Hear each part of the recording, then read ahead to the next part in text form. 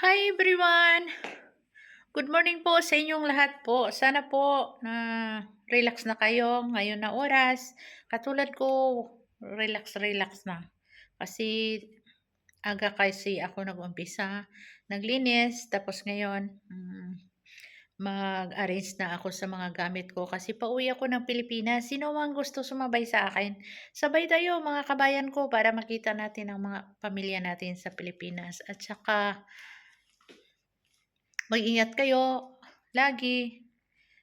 Tiwala lang tayo kay God. Wala namang kung kikilos lang tayo, kung tuloy lang ang pagtrabaho natin dito, so may maipon tayo. Huwag lang iubos sa pamilya natin ipadala kasi tayo ang kawawa na OFW, di ba?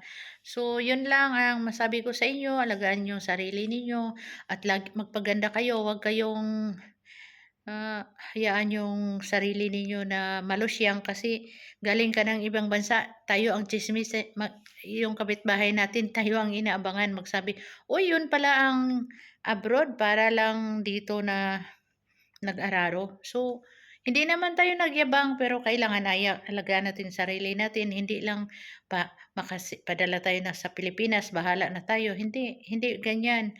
So, kailangan alagaan ang sarili, enjoy sa buhay kasi naghirap tayo dito, kailangan naman na maging masaya tayo, 'di ba mga kabayan ko? So, ako din na matagal na ako dito nag-umpisa since 2003 hanggang ngayon. So, dito pa rin nangatulong pa pero okay lang, at least marangal naman. Hindi ko ikakahiya yung trabaho ko na katulong kasi proud ako na maging katulong kasi yung anak ko natapos sa college. Tatlo sila, 4 na taon na kurso nila. So, proud ako sa trabaho ko na kung sa Arabic Dama. So, hindi ko ikakahiya. Ayaw ko na magsinungaling na may magtanong, nasa office ako nagtrabaho." Ayaw ko ng ganyan. Gusto ko magsabi ng totoo.